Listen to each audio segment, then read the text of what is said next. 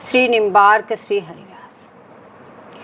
आचार्य कह रहे हैं कि रोहो को काहू मन दिए, मेरे प्राण नाथ श्री श्यामा सप्त करो तृण छिए। जय अवतार कदम्ब भजत है, दृढ़ व्रत जुहिए। ते उमगी तजत मर्यादा, बन विहार रस पिए। खोए रतन फिरत जय घर घर, कौन काज ऐसे जिए। जय श्री हित हरिवंश अनत सचुनाही, बिन या रजहि लिए। बोले आचार्य आज्ञा प्रदान करें कि दासी भाव का अनुसंधान करते हुए बोले निरंतर नाम जपो। और ये नाम कहाँ जपना है? बोले वृंदावन में बैठ करके इस रज का सेवन करते हुए निरंतर नाम जपो। और नाम कैसे जपना है? बोले नाम के अर्थ का अनुसंधान करते हुए, उनका चिंतन करते हुए, उनका मनन करते हुए बोले निरंतर नाम जपो।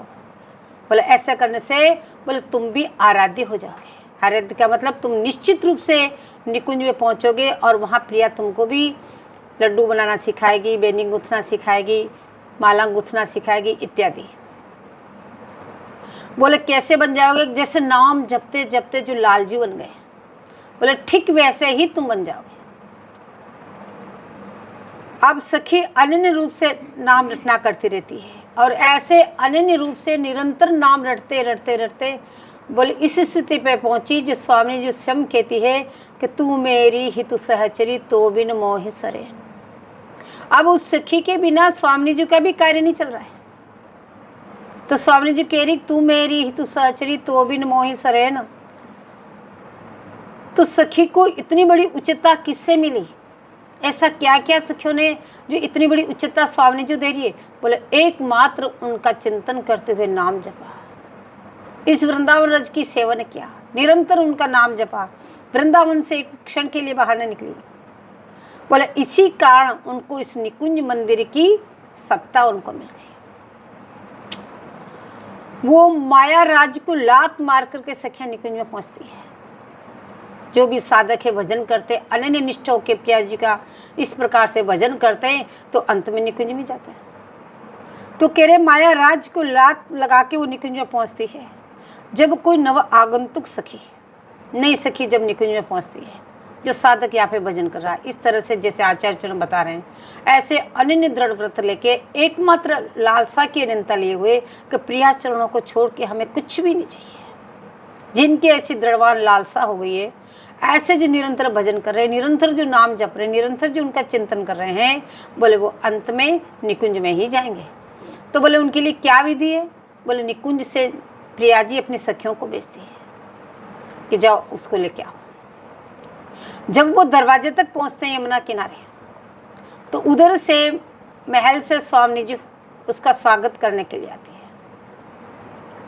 बोले बाजे गाजे के साथ स्वयं आती है और स्वयं आकर उसकी आरती उतारती है, उसको अपने हृदय से लगा के आत्मसात करती है, उसके जीवात्मा का तिरोभाव करती है और बड़े लाड़ प्यार से उसको महल में पधराती है और उसको पूर्ण सौभाग्य प्रदान करती है। क्या क्या सौभाग्य प्रदान करती है? कि नैन बैन और श्रवण उर करपद सिर सब अंग, मोह चित्त नित लगई रहो यहाँ प्रिया संग रसरंग। मोह चित्त लगो नित ही ठाम, प्रिया जीव के काम। नैन राधे बसो मूरत, बेन राधे नाम। श्रवण राधे सुजस कीरत, हृदय में विश्राम। कर लगो परिचर्या हूँ में, पद लगो परिक्राम। मधुप वे मन रमो मो, ही विपिन में अभिराम। टरहूँ जिनि इन ठोर हूँ, ते अहु निशा सब जाम। चरण रज श्री हरि प्रिया की, करो सिर पर धाम। बोले इस प्रकार से सखियों को सौभाग्य प्रदान करती है, अपनी सेवा का सौभाग्य प्रदान सखियों को करती है। क्यों? ये लालसा दोनों की है, लाल जी की भी है, सखियों की भी है। तो लाल जी की अभिलाषा तो पूर्ति करती करती है, साथ साथ में सखियों की अभिलाषा को भी पूर्ति करती है। तो निरंतर उनका चित्त, उनकी अभिलाषा है कि आपके चरण आपके मंगल विग्रह में चिंतन में निरंतर हमारा मन लगा रहे। बोले हमारे नेत्र कुंडलों में आपकी छवि निरंतर बसी रहे और हम वाणी से निरंतर राधा राधा राधा राधा नाम रटते रहे। नैन राधे बसो मूरत, बेन राधे ना। और श्रवण राधे, बोले कानों से ही आपका ही गुणानुवाद सुने। ये भी अनंता आपने करना कि और किसी का गुणानुवाद नहीं सुनना। बोले हमें तो कानों से भी केवल आपका ही गुण है, ये रस अनन्य है। बोले इस रस को छोड़ के अन्य रस का पान नहीं करना। सुजस कीरत हृदय में विश्राम, कर लगो परिचर्या हूँ मैं, पद लगो परिक्राम। बोले हमारे हस्त कमल केवल एकमात्र आपकी सेवा करें और हमारे चरण कमल एकमात्र आपकी प्रदक्षिणा करें, परिक्रमा। जो भी आप प्रियालाल की सेवा के लिए जो भी कुछ कर रहे हैं, चाहे आप फूल तोड़ के ला रहे हैं, आप जल भर के ला रहे हैं, जितना भी आप चल रहे हैं, उस सब का नाम परिक्रमा है। ऐसे नहीं कि उठ के सवेरे ऐसे घूम लिए, वो परिक्रमा। प्रियालाल की सेवा के लिए जितना भी आप जहाँ कहीं जा रहे हैं, घूम रहे हैं, कर रहे हैं, वो सब परिक्रमा है। मधुपवे मन रमो मो ही विपिन में अभिराम। विपिन प्यारे जी का मंगल विग्रह। बोले हमारा मन भौरे की तरह आपके इस मंगल विग्रह में मंडराता रहे, इसको छोड़ के अन्य कुछ देखे ही नहीं। टरूं जिनी इनी ठोर हूं ते अहू निशा सब जा। बोले कितनी देर के, बोले रात्रि दिन निरंतर इसे ठोर के छोड़ के अन्य ठोर के सामने देखे ही नहीं। चरण रजसी हरि प्रिया की करो सिर पर धारण।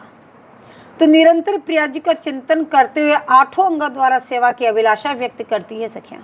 बोले उन सब अभिलाषाओं की पूर्ति श्री स्वामी जी करती है। इनकी पूर्ति करके इनको बड़ा सौभाग्य प्रदान करती है। उच्छिष्टामृत मुक्तवेव चरितम शृणं वस्तवेव स्मरन् पादां भोजरसस्तवेव विचरन्त कुञ्जास्तवे बालयान् गायन दिव्य गुणान स्तवेव रसदे पश्यंत स्तवे वाकृतिम श्री राधे तनुवांगयनो वीरमले सोहम तवे वाशित। अब आचार्य ने अपनी मनोभिलाषा व्यक्त कर रहे हैं। बोले काय वाक्य और मन, यानी तन से, मन से और इस शरीर से हम निर्मल होके आपके आश्रित कब होंगे? ऐसा सौभाग्य हमें कब प्राप्त होगा? जैसे उपयुक्त के क्या है कि इतनी अनंतता को धारण करते हुए निरंतर आपका नाम रटें, ऐसे हम काय वाची से और मन से हम कब आपके आश्रित हो जाएंगे? अब आचार्य ने यह अभिलाषा व्यक्त करके आश्रितों को कह रहे हैं, यदि तन मन प्राण लगाना चाहते हो, यदि तुम काय और मन और इस वाणी से सेवा करना चाहते हो, तो कह रहे हैं कि अर्थ सहित नाम जपना। अगर अर्थ का अनुसंधान ही, कल अर्थ की विशेष व्याख्या करके आए कि क्या अर्थ है, किस प्रकार से निरंतर वो रसदान करने वाली, वो रसपान करने वाली कैसे कैसे रसदान रसपान कर रही है। बोले पूरी महावाणी जी का चिंतन करते रहो, उसमें सारा यही है। तो बोले उसके अर्थ के सहित उसका नाम जपो। यदि तुम इस वस्तु को प्राप्त करना चाहते हो, तुम भी अपने तन मन प्राण उनके चरणों में समर्पित करना चाहते हो, तो कह रहे अर्थ के सहित नाम जपना। बोले जप का विधान उपरोक्त श्लोक कल में बहुत अच्छी तरह से बताया है। कह रहे हैं, संक्षिप्त में पुनः समझा रहे हैं कि इस रज में बैठकर नाम जपना, क्यों रज कल्पतरु है, चिंतामणि है। ये रज ही तुम्हारी मनो इच्छा की पूर्ति कराएगी, अन्यत्र नहीं। बोले इस रज में बैठ करके नाम जपना। श्री स्वामी जी के चरण कमलों का ध्यान करते रहना, या तो अर्थ सहित नाम जपना, या उनके चरणों में अपने मन को मधुर बना के वही मंडराते रहना और निरंतर नाम जपना। बोले इससे क्या होगा? बोले जब इतना नाम जपोगे तब ही तुम्हें धाम में रुचि होगी, तुम्हें धाम अच्छा लगेगा, तब तुम दृढ़ संकल्प होगे अब हमें धाम को छोड़ के अन्यत्र कहीं जाना। धाम रुचि का मतलब धाम के अलावा तुम्हें कोई चीज़ अच्छी नहीं लगेगी। जब तुम्हें धाम के अलावा कोई चीज़ अच्छी नहीं लगेगी, तो जहाँ चीज़ अच्छी नहीं लग रही वहाँ जाने का कोई प्रश्न नहीं उठेगा। तो बोले नाम से ही धाम रुचेगा, और जब धाम रुचेगा और अखंड धाम में रहोगे, तब आपके हृदय में उनके दर्शनों की अभिलाषा उदय होगी। जब अखंड वृंदावन में रहोगे, तब आपके हृदय में लालसा उदय होगी, कब हमें दर्शन देंगे, कब हमें दर्शन देंगे। वह कौन सा दिन होगा जब हम उनके दर्शन करेंगे। बोले गुण सुनी भाई दरस की आशा। बोले उनके गुणानुवाद को सुन के आपके हृदय में दर्शनों की अभिलाषा उदय हुई कि कब हमको उनके दर्शन मिलेंगे। जब आपको उनको दर्शन मिल गए, तो दर्शन मिलने के बाद फिर नई अभिलाषा उदय होगी कि दर्शो तो परशो भाव है, अब हम इनका स्पर्श कैसे करेंगे। कृपा के द्वारा आपने उनका स्पर्श भी कर लिया, फिर आप चाहेंगे कि कब हमसे बोलेंगे, अब इनसे बात कब करेंगे। तो ऐसे एक एक नई नई उत्कंठा उदय होती रहेगी। लेकिन कब? जब इस रज का आश्रय लेके इसमें निरंतर पड़ जाओगे कि चाहे हमारे अंग के हजारों टुकड़े हो जाएंगे, लेकिन वृंदावन को छोड़ के बाहर नहीं जाएंगे। सुधर्म बोधनी में कहते हैं कि मन बुद्धि निश्चय करण, पहले मन से बुद्धि से निश्चय कर लो और फिर उनके चिंतन करते हुए नाम जपो। क्योंकि अगर ऐसा नहीं करोगे तो ये मेला मन काम और दाम में जाता है। ये मन आपका शुद्ध नहीं हो सकता। ये मन बहुत गंदा है। अगर आप इस तरह से उनका चिंतन करते हुए नाम नहीं जपोगे तो बोले आपका जो मन है, बोले या तो काम वासना में जाएगा या धन संपत्ति में जाएगा। मेला मन काम और दाम में जाता है। और जब नाम जपते जपते जपते आपका उज्जवल मन हो जाएगा तो ये उज्जवल मन अपने इष्ट की तरफ जाएगा। फिर आपको वो सारी वस्तुएं तुच्छ लगेगी। कोई चर्चा भी करोगे तो हटा तो उसको हटा दोगे, बोले नहीं इसकी आवश्यकता नहीं, इसकी चर्चा करने की जरूरत नहीं। खुद में तो मीठी जी मीठी, लेकिन सुनना भी अच्छा नहीं लगेगा। बोले जब आपका उज्जवल मन हो जाएगा तो बार बार, अभी जो आप बार बार वहाँ चिपकाने की कोशिश कर रहे हैं लेकिन बार बार हट रहा है, लेकिन कहने जब आप चिंतन के द्वारा नाम जपोगे, निरंतर इस जीवा को एक मिनट के लिए बंद नहीं रखोगे, निरंतर प्रिय चरणों में आप उनका चिंतन करोगे तो आपका मन उज्जवल हो जाएगा। और उज्जवल मन ही बोले इष्ट में लगेगा। बार बार फिर आप निकुंज में रहेंगे, निकुंज से छोड़ के फिर आप बाहर आने के आपको समय नहीं मिलेगा। बोले मन में निश्चय नहीं हुआ तो भक्ति भावना भी नहीं मिलती। अब आपने मन में दृढ़ संकल्प ही नहीं किया कि अब हम वृंदावन त्याग करके बाहर नहीं जाएंगे, पहले तो दृढ़ संकल्प करना पड़ेगा। फिर उसके बाद में हम इतने अनन्य बस प्रिय चरणों को छोड़कर किसी की न बात करेंगे, न सुनेंगे, न कुछ नहीं। बोले ऐसा आप मन में जब तक दृढ़ निश्चय नहीं कर लोगे तब तक आपको भक्ति भावना कैसे मिलेगी? बोले भक्ति करना एक अलग चीज है और भक्ति भावना में लीन होना एक अलग चीज है। वो भाव तो मिलना चाहिए। बोले अब तो क्या करना चाहिए? बोले श्री गुरुदेव भगवान ने आपको नाम दिया, गुरुदेव भगवान ने दिया नाम का राधा राधा जप, और जीव ने कई रात दिन इसे पिया, आपको नाम दे दिया कि इसका पान करते रहो। और काश उस जीव ने रात्रि दिन उसके रिटर्न लगा दिया, इसका पान करता रहा, तो निश्चित उसका मन उज्जवल हो जाएगा। चाहे कितने जन्मों के कितना ही क्यों न घोर पापी क्यों न हो, लेकिन नाम रटते रटते वो निर्मल बन जाएगा, उज्जवल हो जाएगा। कि निर्मल जन्मन सोई में पा, जब वो उज्जवल हो जाएगा तो उज्जवल होकर निश्चित भक्तिपूर्ण हो जाएगा। जब वो उज्जवल हो गया तो इस रस भक्ति में डूब जाएगा। फिर उसको कोई भी वस्तु उसको रुचिकर नहीं होगी। बोले नाम तो जपते लेते रहते। बोले एक क्षण के लिए यदि नाम छूट जाए तो बोले मछली की तरह तड़फड़ा। अगर तुम्हारे हृदय में वो सहज स्वाभाविक मछली की तरह तड़फन हो कि ये क्यों इससे बात करनी पड़ी, क्यों ये आया, क्यों ऐसे, और आपका हृदय तड़फ उठे, तो समझ लो कि आप सही ढंग से नाम जप रहे हैं। बोले जब आप ऐसे छटपटाओगे, आप व्याकुल हो जाओगे नाम के बिना, तो नाम स्वयं ही सब कुछ कर देगा। आपको और कुछ करने का प्रयास नहीं करना पड़ेगा। नाम महाराज की कृपा से आपको सब कुछ प्राप्त हो जाएगा। लेकिन छटपटाओ तो सही। जैसे जब तक वृंदावन के लिए कोई छटपटाते नहीं तब तक उसको धामवास नहीं मिलता। बोले ठीक इसी प्रकार से प्रियालाल के लिए छटपटाओ, नाम के लिए छटपटाओ। नाम नामी अभेद है। नाम के लिए छटपटा रहे हो तो प्रियालाल के लिए छटपटा रहे हो। बोले जितने इस सालों में आपको जो भी चमत्कार दिखाई दे रहा है सब इस नाम का चमत्कार है। नाम के बिना कुछ भी नहीं।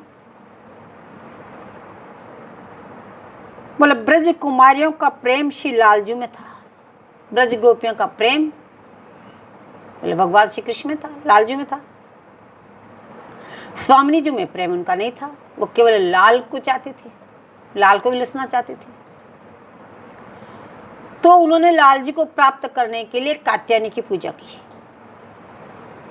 यमुना किनारे जाती और कात्यायनी की पूजा करती।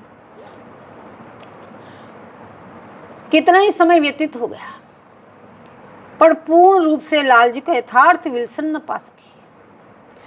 जो विल्सन वो चाहती थी वो उसको पा ही नहीं सकी गोपियां,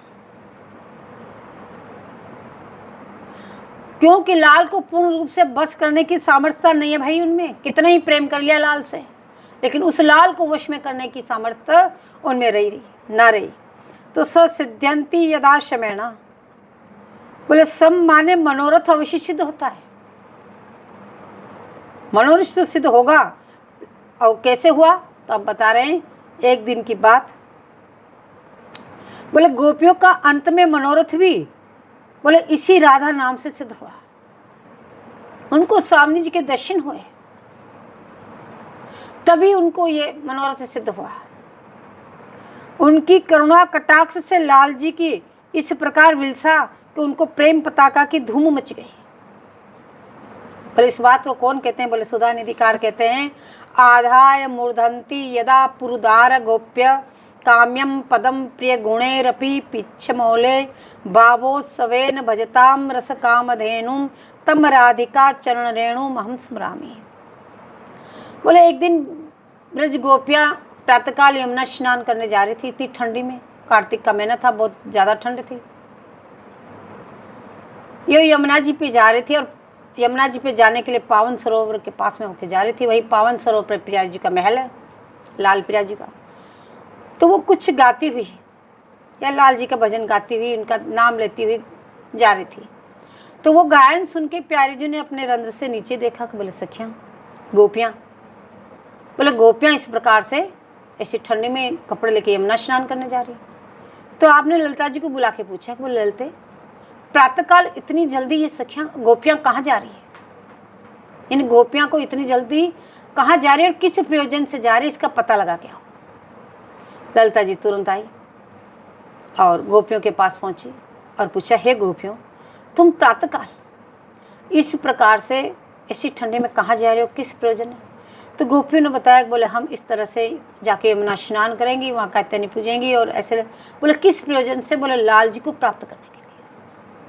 तो ललिता जी ने गर्दन हिला दी। बोले इस क्रिया से तुम्हें लाल जी कभी प्राप्त नहीं हो सकते, तुम्हारा मनोरथ कभी पूर्ण नहीं हो सकता है। यदि तुम अपना मनोरथ पूर्ण करना चाहते हो तो बोले स्वामी जी की शरण ग्रहण करो, उनकी चरणरज धूल को अपने मस्तक पे धारण करो। तो ब्रजांगना को स्वामी जी की सखी ने बताया कि स्वामी जी की चरणरज सिर पर धारण करो, बस तुम्हारा काम बन जाएगा। न तो ऐसे कितने ही वर्ष बीत जाएंगे, लाल जी को तुम प्राप्त नहीं कर सकती। जब उन्होंने प्रिया जी की शरण ग्रहण करके रज धारण की तो वे मन भावती रूप से लाल जी को विलसी, और ऐसे विलसी कि वो ठाकुर उनके ऋणी बन गए। बोले ये सब कैसे हुआ? प्रिया जी के चरण रज की प्रताप से हुआ। बोले ये तो उनकी चरण रज की महिमा है, प्यारी जी की। केवल एक बार उनकी चरण रज को सिर पे धारण किया तो लाल जी उनके ऋणी बन गए। जो कही ब्रजांगना भावोत्सव से भजती, लेकिन उनमें भावोत्सव नहीं था, वो तो लाल को चाहती थी।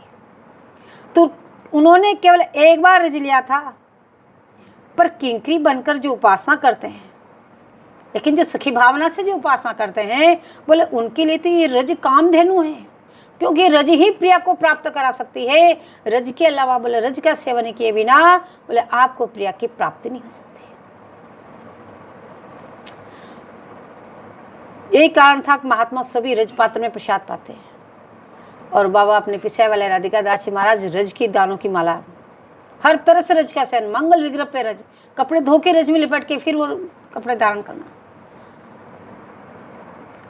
पत सिद्धि, यहाँ परम प्रिय प्रियालाल और उनके गुण हैं, जिससे जो संपत्ति मिली बोले वो आपकी ही मिली। बोले इस प्रकार से आपने इस रज का सेवन किया, आपको जो संपत्ति मिली वो संपत्ति क्या? बोले प्रिया जी ही मिली।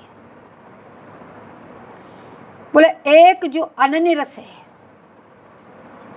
बोले वो अनन्य रस से भरा हुआ मंगल विग्रह है। यहाँ का परम रस उन्हीं की कृपा से प्राप्त हो सकता है। ये जो परम रस है बोले एकमात्र उन्हीं की कृपा से प्राप्त हो सकता है, दूसरा कोई दे ही नहीं सकता, और वो भी एकमात्र वृंदावन की रज की सेवन से ही वो कृपा होगी और आपको प्राप्त होगा। तो यह आचार्य चरण कह रहे हैं, जब आपको एकमात्र प्रिया चाहिए और कुछ नहीं चाहिए, और वो वृंदावन धाम ही दे सकता है और कोई दे ही नहीं सकता, फिर किस प्रयोजन से आप इधर उधर भटकते हैं? या तो आपका लक्ष्य सही नहीं। तो नाम धाम रज ये तीनों की उपासना से निकुंज विलास मूर्तिमान प्रकट हो जाता है। अगर इन तीनों चीजों को आपने दृढ़तापूर्वक पकड़ लिया, निरंतर नाम जप करना, निरंतर धाम वास करना, धाम को छोड़ के बाहर नहीं जाएंगे। निरंतर रज का सेवन करना, इस रज को छोड़ के अन्य नहीं लगाएंगे। तो बोले निकुंज विलास मूर्तिमान उसके सामने प्रकट हो जाता है। जैसे जैसे वो चिंतन करता है तो उसके सामने उसको दिखाई देता है कि प्रियालाल क्या कर रहा है। सावा राधपति, सा बताता है राधा नाम या राधा नाम वाली। वे श्रुति वेद उनकी मौली उपनिषद उनके तत्व शिलरंजू, क्योंकि कृष्ण ही पर ब्रह्म है। ब्रह्मेति परमामेति भगवान इति शब्दयते। कोई तेज का योगी ध्यान करते हैं, योगी जन उस तेज का ध्यान करते हैं, उन्हें योगी परमात्मा भी कहते हैं, परब्रह्म परमात्मा, और भक्त लोग उनको भगवान कहते हैं। और श्रुति मौली उपनिषद उनको उनका शेखर प्रकाशक बोले श्री लालजू। बोले कैसी छवि छटा से युक्त है? बोले लालजू श्याम तमाल को जो स्वर्णलता से वेष्टित करने वाली है। बोले वो जो उपास्य स्वरूप है, बोले वो वृंदावन धाम में विराजते हैं। बोले गौर तेजो बिना यस्तु श्याम तेजो समार्चयेत जपेत ध्यायात यते वापी सब पातकी शिवे। यहाँ पे शिव जी पार्वती जी कह रहे हैं, बोले घोर तेज के बिना जो अकेले लाल जी को जो उपासना करते हैं, घोर तेजो बिना यस्तु श्याम तेजो समर्चय, अकेले लाल जी की जो उपासना करते हैं, उनका कितने ही वो जप करें, निरंतर नाम ले, कितने उनका निरंतर उनका ध्यान करें, लेकिन वो प्रिया को छोड़ के उपासना करते हैं तो कहते हैं वो पात की है। क्यों? कि लाल को प्रिया से बिछाड़ दिया।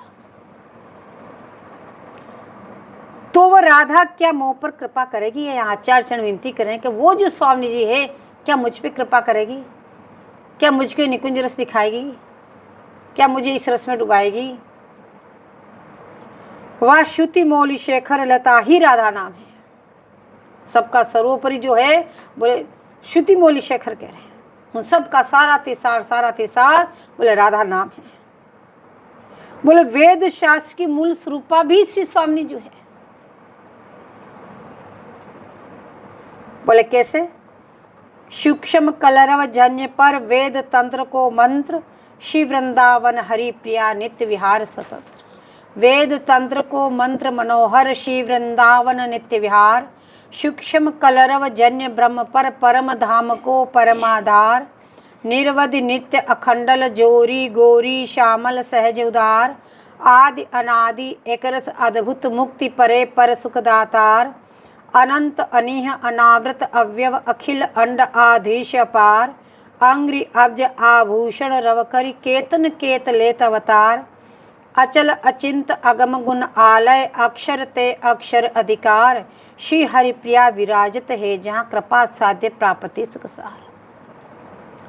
यहाँ कहने सूक्ष्म कलरव जन्य पर, बोले अर्थात क्या बात है ये कि ऐश्वर्य और माधुर्यात्मक नुपुर कलरव से उत्पन्न जो शब्द ब्रह्म हुए, प्यारी जी के चरण कमलों में जो पायल धारण है, उसमें जो घुंघरू है, उन रोनों से बोले जो ध्वनि उत्पन्न हुई, बोले वो शब्द ब्रह्म कहलाए। बोले कैसे? बोले ध्वनि उत्पन्न हुई और वर्ण भी उत्पन्न हुए। कोई भी शब्द पहले उसकी ध्वनि उत्पन्न हुई और ध्वनि के बाद वो वर्णात्मक हो गया। तो धन्यात्मक और धन्यात्मक शब्द ही वर्णात्मक हो गए। किसी शब्द का उच्चारण करोगे तो पहले वो ध्वनि होगी, फिर उसको लिखोगे तो वर्ण हो जाएगा। जो लेखनी में आ रहा है वो वर्ण हो गया। जो ध्वनि उत्पन्न हो रही है वो धन्यात्मक हो गया।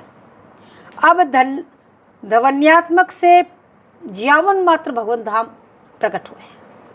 जो ध्वनि उत्पन्न हो रही है, जितने भी भगवत धाम हैं वो सब बोले उनसे प्रकट हो गए। केतन केत लेता अनंत अनंत ब्रह्मांड सृष्टि आदि की रचना हुई उस ध्वनि से, नुपुरों की ध्वनि से अनंत अनंत भगवत धाम, अनंत अनंत सृष्टि आदि सब प्रकट हो गए। अब जो वर्णात्मक है, बोले उनसे वेद शास्त्र उपनिषद पुराण की व्यवस्था हो गई। जैसे पहले गोपाल मंत्राज की उत्पत्ति हुई, फिर ओम शब्द और उसे जितने प्रकार के वेद शास्त्र उपनिषद और पुराण सबकी व्यवस्था होगी। बोले कैसे हुई? बोले प्यारी जी के चरणों में जो नूपुर है उनकी ध्वनि और वर्ण मात्र से सारी सृष्टि की रचना हो गई। किंतु ध्वन्यात्मक से धाम ही नहीं बहे, केवल धाम उत्पन्न हुए। अगर धामी उत्पन्न होते तो उसमें युगल किशोर जी भी आ जाते, तो वो तो परम स्वतंत्र हैं। इसलिए धामी तो लाल जी के चरणक ज्योति से प्रकट हुए। और युगल शतकार पूर्वाचार्य निकुंज बिहारी में वस्तुत अभेद वर्णन करते हैं। कई ऋषि भानुनंदिनी का नाम लेते हैं तो कहूँ निकुंज बिहारी का नाम लेते हैं। अतः धन्यात्मक से धामी धाम प्रकट हुए। तो इस सिद्धांत से वेद तंत्र को मंत्र और वेद और तंत्र में जो मंत्र है, गोपाल मंत्र राज से के बाद में जितने भी मंत्र हैं बोले सारे मंत्र गोपाल मंत्र राज से प्रकट हुए और गोपाल मंत्र राज प्रिया जी की नुपुरों की ध्वनि से प्रकट हुए। तो मूल कारण तो प्रिया जी के चरण ही हैं। सब धामों की ब्रह्मांडों की सृष्टि की उत्पत्ति करने के लिए मूल कारण बोले प्रिया जी के चरणों के नुपुरों की ध्वनि मात्र है। और जो वर्ण उत्पन्न हुए उसे सारे वेद शास्त्र उपनिषद सब हुए। तो मूल चीज तो प्रिया ही हुई।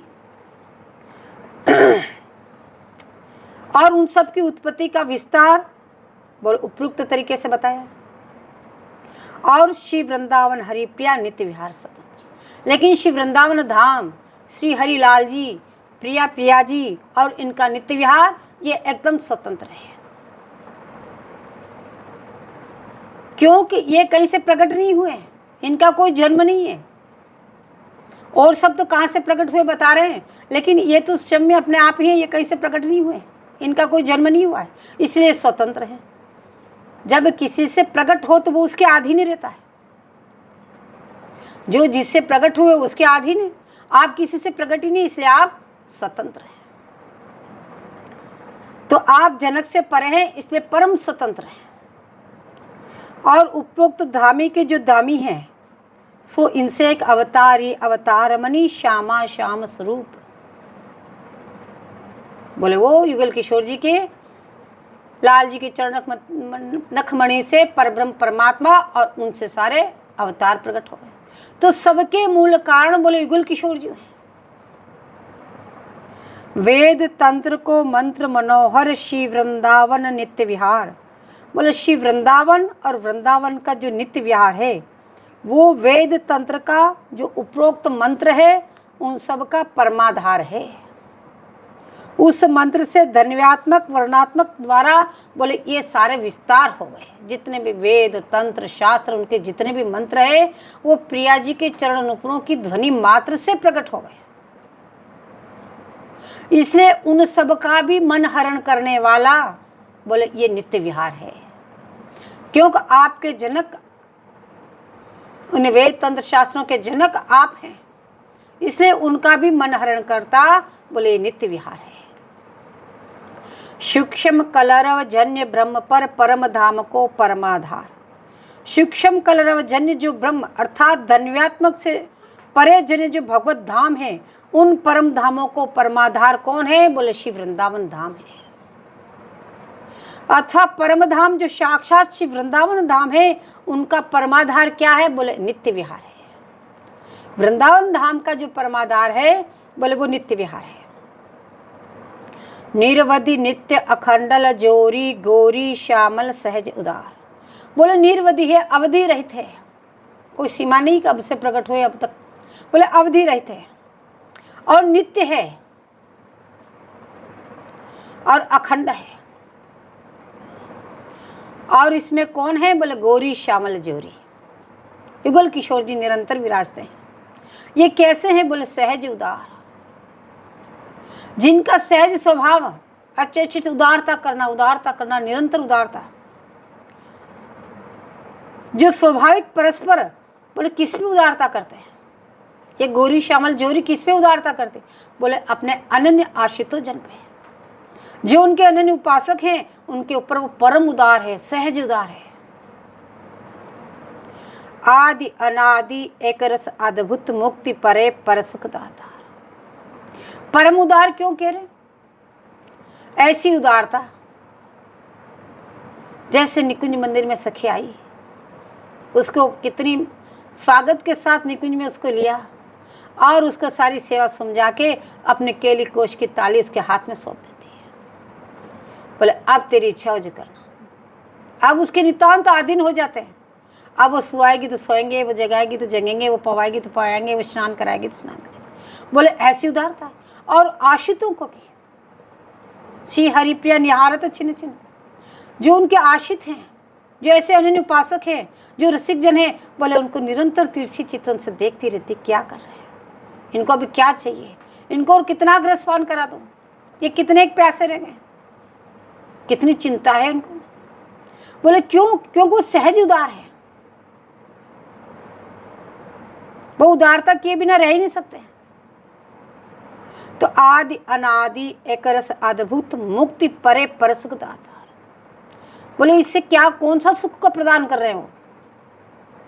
बोले आदि अनादि काल से जो एक रस, केवल महामधुर रस के विलासी जो हैं, इस एक रस को छोड़ के अन्य रस का पान नहीं करते। बोले रस तो बहुत हैं, पहले काफी वर्णन करके, लेकिन वो केवल एक रस में आदि अनादि काल से एक रस है, अद्भुत है, सबको आश्चर्य में डालने वाली, हर क्षण उनका नवनवायमान रूप है, हर क्षण सबको अद्भुत आश्चर्य में डालते रहते हैं, ऐसा अद्भुत जिनका रूप। अर्थात कैसे अद्भुत है? बोले जो अन्य की उपासना के जो साधक जन हैं, उन उपासकों को, साधकों को मुक्ति लाभ मिलता है, वो मुक्त हो जाते हैं, किंतु यह पदार्थ मुक्ति से परे और पर पदार्थ देने वाला है। बोले मुक्ति से परे क्या है? बोले परासुख देने वाला है, परासुख को देने वाला है, परा भक्ति प्रदायनी। और मुक्ति से परे बोले प्रेम, और प्रेम से परे पराभक्ति, उस पराभक्ति का दान देने वाला ही है। तो ये किसके उदारता है? कि उस पराग के दाता है, इसलिए परम उदार है, सहज उदार है। अनंत अनीह अनावृत अव्यव अखिल अंड आधीश उपार, वर्णात्मक और ध्वन्यात्मक उपरोक्त विस्तार करके अनंत अनंत अपेक्षा रहित होने से आप अनीह हैं। बोले ऐसे ऐसे अखिल अंड आधीश अपार कहने, बोले ऐसे ऐसे अनंत अनंत भगवत धामों की रचना कर दी, तो सबके अधिपति आप हो गए। और किसी से कोई उपेक्षा नहीं आपको, इसलिए अनीह है। इनका कोई आच्छादित नहीं कर सकता है, इससे अनावृत है, अपरिवर्तनशील है, निरंतर एक रस में रहते हैं, इससे अवयव है। और आश्रितों के प्रति, जो आपके ऐसे अनन्य रसिक जन हैं, उनके प्रति अक्षय करुणा के द्वारा अमोघ सेवा दान के दाता है। बोले निरंतर करुणा बरसती रहती है, इसलिए कह रहे अक्षय करुणा के दाता और अमोघ सेवा के दाता है। अखिल ब्रह्मांड के आदेश पारावार सहित अत्यंत अपार हैं आप। आंग्री अब्ज आभूषण रव करी केतन केत लेत अवतार। बोले चरण कमल में नुपुर जो धारण है, उससे जो रव उत्पन्न हुआ, उस ध्वन्यात्मक से केतन केत अनंत अनंत धामों अवतार ले रहे हैं, अनंत अनंत धाम प्रकटित हो रहे हैं। अचल अचिंत अगम गुण आलय, अक्षर ते अक्षर अधिकार। बोले अचल अचिंत अगम, ये सब विशेषण गुणालय के, और गुणालय अक्षर से अक्षर अधिकार। अचल अर्थात अस्थाई, अचिंत मन बुद्धि से परे हैं, उनको मन बुद्धि से नहीं जान सकते। अगम, जहां कोई नहीं पहुंच सकता, ऐसे स्वरूप में रहने वाले अनंत गुणों के स्थान। बोले क्या है? अक्षर ते अक्षर अधिकार। बोले अक्षर जो प्रिया प्रीतम, उनमें अन्य धामाधिपति को अक्षर अधिकार प्राप्त हो गया। बोले इनकी चरण ध्वनि मात्र से सबको वो अक्षर अधिकार प्राप्त हो गया। श्री हरिप्रिया विराजत है जहाँ कृपा साधे प्राप्ति सुखसार। बोले अर्थात ध्वन्यात्मक से जो धाम और उनके अधिपति सदा स्वतंत्र श्री वृंदावन धाम तामे श्री हरिप्रिया श्री गुल किशोर जी विराजमान हैं। उनकी प्राप्ति फिर कैसे होगी, कितना उत्कृष्ट वो बताया क्रमबद्ध तरीके से। बोले तो ऐसे उत्कृष्ट युगल किशोर जी की हमें प्राप्ति कैसे होगी? तो कह रहे कृपा साध्य प्राप्ति संसार, एकमात्र उन्हीं की कृपा से उनकी प्राप्ति होगी। बोले क्या प्राप्त होगा? बोले सुख सार स्वरूपा जो युगल किशोर जी है। बोले कोई सुख है तो उन सुखों का सार स्वरूप, उससे आगे कोई सुख नहीं। बोले वो वस्तु आपको प्राप्त हो जाएगी। अब कह रहे अमंद प्रेमांक। इस कल के प्रसंग में बताया कि युगल वर्ग के अनन्य सेवाभिलाषी जो जन हैं, जो एकमात्र युगल किशोर जी को चाहते हैं, इसके अलावा उनके हृदय में कोई अभिलाषा नहीं, किसी प्रकार की कोई कामना नहीं। एकमात्र हमें युगल किशोर जी की दासी बनना है, एकमात्र हमें युगल किशोर जी की सेवा चाहिए। बोले वो अनन्य सेवाभिलाषी। बोले सेवा में भी अनंतता होनी चाहिए, जैसे लालसा की अनंतता। बोले अब ये सेवा की अनंतता बता रहे हैं। बोले अनन्य सेवाभिलाषी, एकमात्र प्रिया प्रीतम की सेवा में मिले, बस उनके लिए निकुंज देश है। बोले तो फिर आपको तो निकुंज श्री वृंदावन धाम निकुंज में ही जाना है। बोले वो संपत्ति कहाँ है? बोले अमंद प्रेम की गोरी में, अमंद प्रेम की गोदी में है। बोले अमंद प्रेम के 4 स्वरूप हैं।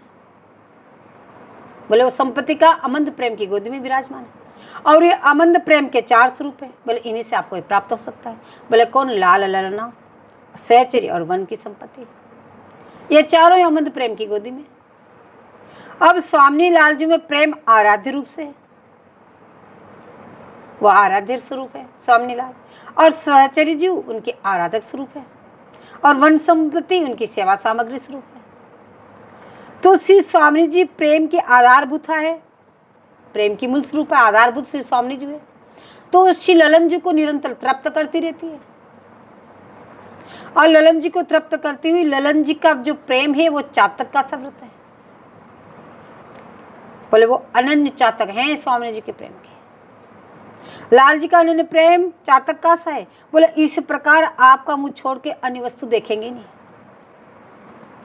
जैसे चातक चंद्रमा को छोड़ के अन्य किसी को नहीं देखता, जब अस्त हो जाता तो आंख बंद करके धरती में मुंह गाड़ देता है कि अन्य कोई दिख नहीं जाता। तो ऐसे अन्य व्रतधारी लाल जी प्रिया मुखारविंद को छोड़ के अन्य किसी को देखते ही नहीं।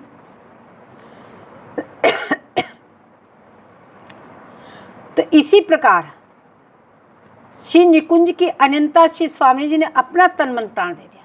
जब निकुंज की ऐसी अनंतता देखी तो स्वामी जी ने अपने तन मन प्राण सब समर्पित कर दिए। बोले अनंतता के बिना तो निकुंज में भी काम नहीं चला। यहाँ तो अनंतता धारण करनी है, लेकिन निकुंज में भी इतनी अनंतता है, और यही कारण है कि निकुंज में इतनी अनंतता है तो स्वामी जी को या अपने साधकों में भी अनंतता ही देखती है। यह कितना का अनन्य है। अगर वो अनन्य है तो मेरा जन है, अगर उसमें नेक भी खंडन है तो जाओ उसी के पास।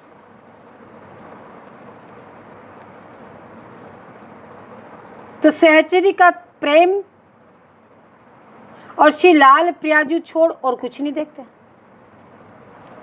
तो सहचरी का प्रेम दोनों से बढ़कर के, क्योंकि वो लाल प्रिया को छोड़कर कुछ नहीं देखते। सहचरी का भाव, यद्यपि स्वामी जी तत्सुख भाव में हैं, पर उनमें भी स्वामी जी पूर्ण रूप से तत्सुख भाव में निरंतर ललन को सुख देने के लिए सोचती है। अपना सुख कुछ नहीं है, लेकिन फिर भी लीलांतर करने की ब्याज से सही कभी मान और कभी नेति नेति शब्दों का प्रयोग करती है। तो ये चीज उनके रस विलसन में आई जाती है, पर किंकरी में तो इस बात की गंध भी नहीं है। किंकरी भाव में तो इस चीज की भी नहीं। तो वे तत्सुख की साक्षात मूर्ति है। मूर्तिवान तत्सुख बोले सखियों का है। प्रियालाल में यद्यपि किंचित मात्र भी स्वसुख नहीं है, लेकिन उनकी बोलन में स्वसुख करके बात करते हैं। उनकी बतरान ऐसी है, जैसे नेति नेति बतरान बोल नेति नेति, स्वसुख की गंध कतई नहीं है, लेकिन बतरान में आ जाती है। लेकिन सखियों में तो वो भी नहीं है, बतरान में भी नहीं है। और किंकरी जो तत्सुख भावों का समझते हैं, तो भाव यह है कि चारों स्वरूप अमंद प्रेम के अंक में है। ये चारों स्वरूप अमंद प्रेम की गोदी में विराजमान है। तो किंकरी से स्वामी जी की भुजाएं हैं, और किंकरी का स्वरूप क्या है? बोले स्वामी जी की भुजा समझो उनको, यानी स्वामी जी का साक्षात स्वरूप ही समझो किंकरी। श्री प्रिया जी और लालजू की माधुरी सहचरी स्वरूप से पान करती रहती है, निरंतर प्रियालाल की माधुरी का पान करते रहती है, तो तब रूपता को प्राप्त है। ठीक जैसी प्रिया जी वैसी सब सहचरियां। श्री वृंदावन भी श्री प्रिया स्वरूप है। जब चारों प्रेम की गोदी में, तो प्रियालाल तो है ही, एक प्राण दो दे, दोनों एक ही स्वरूप, एक स्वरूप सदा द्वेना। बोले सखियां भी प्रिया स्वरूप और वृंदावन धाम भी प्रिया स्वरूप है। तनवनी सरता से रोमाली मिहिरात्मजा सुललिते बंदुक बंधु प्रभा सर्वांगे स्फुट चंपक छवि रहो नाम सिर शोभना वक्षोज स्तवका लसद भुजलता शिंजा पते चकृति श्री राधा हरते मनो मधुपते रनयेव वृंदाटवी। बोले वन और प्रिया अभेद तत्व हैं, दोनों एक ही हैं। प्रिया और ये वृंदावन धाम दोनों एक ही हैं, अभेद है। इस सब संपत्ति की एक धार वही स्वरूप है। और वैसे तो भगवान की समस्त लीलाएं प्रेम में है, जितने भगवान है सबकी लीलाएं में प्रेम ही है, किंतु कृष्ण चरित्र में प्रेम का मूल स्वरूप है। क्योंकि यहाँ पे किसी के बेटा बने, किसी के पति बने, किसी के सखा बने, भगवान बनकर के उन्होंने प्रेम नहीं मिलता। यहाँ ठाकुर बनकर के नहीं रहे। श्री कृष्ण के भी 3 स्वरूप है, द्वारिका, मथुरा और ब्रज। तो ब्रज प्रेम अति तीव्र है, वहां पे ऐश्वर्य है, यहाँ ऐश्वर्य का नहीं है। ऐश्वर्यता यहाँ छुती भी नहीं है ब्रज में। तो श्री वृंदावन धाम इस ब्रज की गोदी में है, तो इसमें अमंद प्रेमांग कहा, ब्रज मंडल में प्रेम का। और ये ब्रज मंडल में बोले कि गोदी में वृंदावन धाम है, इसलिए वृंदावन धाम में अमंद प्रेम है। बोले अन्य स्थानों में द्वंद्व है, किंतु निकुंज में तो कोई बंधन नहीं है। लाल ललना सहचरी सबके हृदय निर्बंध है, किसी प्रकार का कोई बंधन नहीं है। बोले श्री स्वामी जी सहचरी सबके हृदय निर्बंध है, और श्री स्वामी जी दया पारम है। यदि निर्बंध नहीं होते तो दया पारम भी नहीं हो सकते। इससे स्वामी जी दया पारम, मधुर लालित की अवधि है। दया पारम की पहले कितनी विश्लेषण करी आए। निगम आदि से अतितर अगम लक्ष्य है। बोले निगम निगम आगम अगम ले नहीं सके गुणक्रम, इन्हें सबसे अलक्ष्य है। बोले इनमें तो निगम डूब ही जाते हैं, पता ही नहीं चलता उनका। बोले उनकी वाणी रुक गई, वचन ही नहीं चला, वर्णन ही नहीं कर सके। बोले कौन है? बोले उनका नाम श्री राधा है, जो सर्वाराध्य है। बोले श्री लालजू की महिमा देखो, जिनके चरण कमल बड़े बड़े अमलात्मा महात्मा ब्रह्मा जी पर्यंत उनको उनके चरण कमल झाड़ते हैं। वो लाल जी बोले प्रिया जी के चरण कमल अपने मोर पंख से झाड़ते हैं। बोले ऐसा दूसरा अर्थ आराधक स्वरूप है, जैसे सर्वाराध्य है वैसे सर्वाराधक भी है। स्वामी जी के दोनों स्वरूप बता रहे हैं, सर्वाराध्य भी है और सर्वाराधक भी है। बोले जैसे पूजा लेती है वैसे फल भी देती है, इससे सर्वाराध्य भी है और सर्वाराधक भी है। फल देना सर्वाराधक हो गया। तो जैसी पूजा लेती है वैसा फल भी देने वाली है। बोले उनके समान तो दाता कोई है ही नहीं, जो वो फल देती है वो फल तो कोई दे ही नहीं सकता। विवाह लीला में देखो, पूजन चले कल्पतरु सुंदर और ठान ठनी। सखियों ने विनोद किया, दोनों को दूल्हा दुल्हन बनकर के ब्याह कराया। अब ब्याह करके बोले चलो पूजन करो।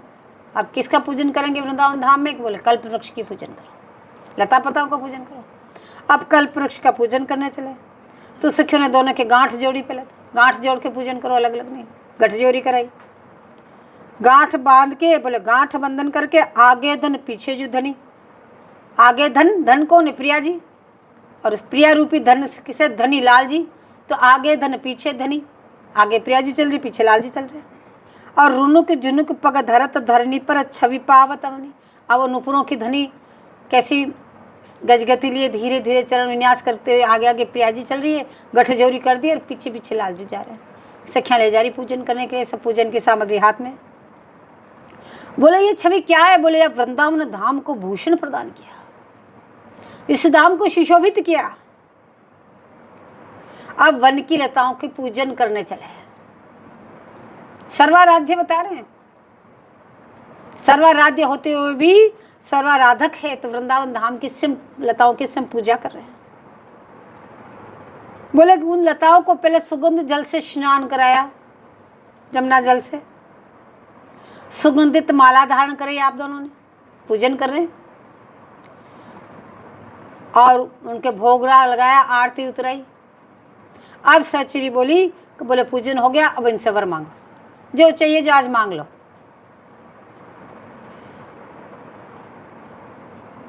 तो अब सबसे पहले सहचरी मांगने लगी। बोले पहले हम मांगेंगे फिर आप दोनों मांगो। पूजन किया तो सहचरी ने मांगा रहू ये प्रेम सनी। बोले ये जोड़ी एक दूसरे के प्रेम में सनी हुई रहे, निरंतर प्रेम में डूबी हुई रहे। प्रिया जी से कहा आप मांगो, तो प्रिया जी संकोच वच कुछ नहीं बोली, नीचे ग्रीवा कर दी, कुछ नहीं मांगा। दुल्हन से कहा मांगो, तो दुल्हन ने झट मांग लिया कि दुल्हन कभी मानवती न हो। तो श्री बिहारी देव जी कहते हैं कि जब से वन को देखूं तब तब यह लता मेरे हृदय में नया नया प्रेम उपजाती है। बिहारी देव जी कह रहे मैं इस वन विभाग में जिस जिस लता को देखूं तो ये लता ही नव नव प्रेम उत्पन्न करती है। लताओं की सामर्थ्य देखो कि सखी ने मांगा रहूं ये प्रेम सनी। बोले उनको भी प्रेम प्रदान करने वाली सामर्थ्य इन लता पताओं में है। तो तुम इस वृंदावन धाम की लताओं को सेवन करोगे तो क्या तुम्हें प्रेम उदय नहीं होगा? तो नया नया प्रेम उपजाती रहती है, जैसे कोई आश्रित दाता की तरफ देखे, जैसे कोई अपने मालिक के सामने उसका सेवक देखता रहता है, आश्रित दाता की तरफ देखता रहता है। बोले ठीक वैसे युगल किशोर जी इन लताओं की तरफ देखते रहते हैं, ये कब हमारी मनोरथ को पूर्ण करें। बोले क्यों देखते रहते हैं लताओं की तरफ? कि इन लताओं की कृपा से हमें इस रस को विलसने को मिला। इस तरह प्रिया लता की आराधना करती है, यह आराध्य स्वरूप है प्रिया जी का, कि ऐसे प्रिया जी लता की आराधना करती है।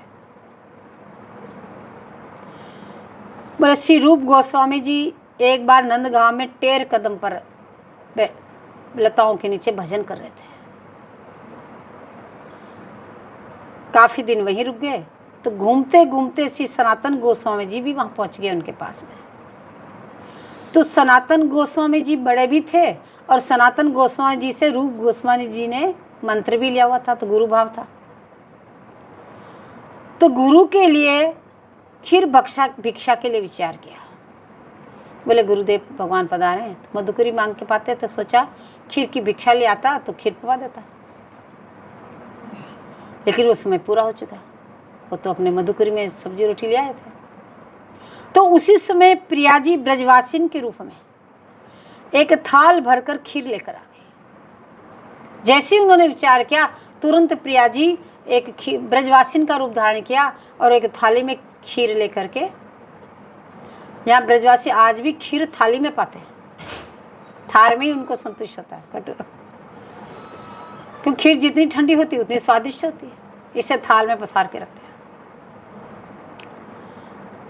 तो आकर के बोली मैं बरसाने की हूँ, मैं बरसाने से, कि ज़्यादातर नंदगांव की बेटियाँ बरसाने की, तो मैं बरसाने की हूँ और माँ ने आपके लिए खीर भेजी है, मेरी माँ ने आपके लिए खीर भेजी है, आज खीर। पर उसी दिन उन्होंने खीर तो लेके रखी, फिर उसकी तरफ देखा तो उसी दिन सवेरे जो भावना में पूजा में जो माला आपने धारण कराई थी, जो रूप गोस्वामी जी ने जो माला धारण कराई, वो माला उन्होंने देखी। तो रूप गोस्वामी जी ने वही माला प्रिया जी के गले में देखी। अब पुनः मुड़ करके प्रिया जी को देखना चाहा तो त्यों ही प्रिया झुरमुट में गायब हो गई। सगन लताएं थी कदम टेर पे। ध्यान आया करी ये तो वही माला जो सवेरे मैंने धारण कराई, और मुड़ के पुनः प्रिया जी को देखना चाहा तो झुरमुट में छिप गए। आकर आपने गुरुदेव सनातन गोस्वामी जी से कहा, बोले ऐसे ऐसे ब्रजवासी वो लेके आई, पर उसके गले में वही माला थी। तो सनातन गोसाई जी बोले, तुम्हें ऐसा संकल्प नहीं करना चाहिए था जिससे कि प्रिया जी को कष्ट हुआ। बोले तुम इतना भजन करोगे, जो संकल्प तुम लोगे वो प्रिया जी पूर्ति करेगी, तो समझ के संकल्प लोग, इससे हमारे प्रिया जी को कितना कष्ट हो जाएगा। चाहे गुरुदेव सेवा के लिए उन्होंने खीर की भावना की, लेकिन वो प्रिया श्रम देने के लिए आई। तो कह रहे तुम्हें ऐसा संकल्प नहीं करना चाहिए था जिससे प्रिया को कष्ट हुआ। बोले इस गाथा के बाद घोड़ियों में मधुकरी की वृत्ति चल गई कि मधुकरी मांग के लाना। तो भाव यह है कि प्रिया सदा आश्रित का पालन करती है, इसलिए उनका नाम राधा। ऐसे आराधक है। यदि उस मुख चंद्र को देखना चाहते हो तो सतत इनके आराधना करो, निरंतर इनका भजन करो, निरंतर इनका नाम जपो, इनका नाम के अर्थ का अनुसंधान करते हुए नाम जपो। बोले शुद्ध दासी भाव की लालसा रखो। एकमात्र हम प्रिया के चरणों की दासी हैं और वो हमारे स्वामी, इसके अलावा अन्य भाव आपके हृदय में आने नहीं चाहिए। बोले बीच में जल दे तो वह उगेगा। अब तुमने अनन्य लालसा कर ली, हम दासी हैं, बीज बो दिया दासी भाव का। अब उसमें नाम रूप से इसको चिंतन मनन के द्वारा इसका सिंचन करते रहो, सिंचन करते रहो, तो एक दिन वो पेड़ के रूप में लहरा जाएगा। लेकिन यदि साधक विषवासना को बीज लेकर जल सींचेगा तो विषय रूपी वृक्ष ही उदेगा। हृदय में विषय वासना को लेकर के, संसार के ये सब सुख प्रसादनों को लेकर अगर वो करेगा कि ये चाहिए वो चाहिए, तो उसको उसी वस्तु की प्राप्ति होगी, वो विषय उदय होगा उसके हृदय में। बोले प्रियचरण की प्राप्ति कदापि नहीं होगी। तो इस नाम स्वरूप जब की विधि निखिल निगमे रापति तराम है, वो भी नहीं जानते। जय जय श्री हरिवाल।